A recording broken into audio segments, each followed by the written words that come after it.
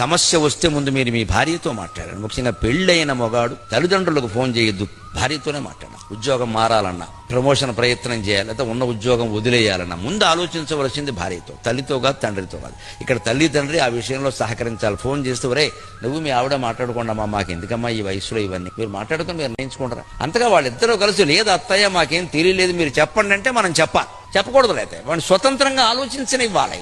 తల్లులకు తండ్రులకు నమస్కారం పెట్టుకోవచ్చు. కానీ తల్లి మనస్తత్వం తండ్రి మనస్తత్వం ఎలా మా వాడికి ఏమిటో 40 ఏళ్ళు వచ్చినా కూడా నన్ను అడగకుండా ఏ పని చేయాలంటే దద్దమ్మ అని అర్థం. అమ్మ అలా చెప్పడానికి సిగ్గుపడాలి. గీత దాటుడు దాటాలి. 40 ఏళ్ళు వచ్చే వాడి గీత వాడు గీసుకోవాలి. ఇంకా మన గీతలు ఏమిటంటే ఇక్కడ మనకి యమధర్మరాజు గీశాడు గీత, వీఆర్ 82. ఇంకా పెత్తనం కావాలి. దీని పెత్తనం అనరు, మమక లేదండి అది పెత్తనం. వాళ్ళ కాపురం వాళ్ళని చేసుకోనివ్వాలి, వేలెట్టద్దు. వాళ్ళ నిర్ణయాలు వాళ్ళు తీసుకోవాలి. ఈ తల్లి ఎంత తెలివైందో ఆ భార్య ఎంత తెలివైంది. స్త్రియో హినామ కల్వేత నిసర్గాదేవ పండితాః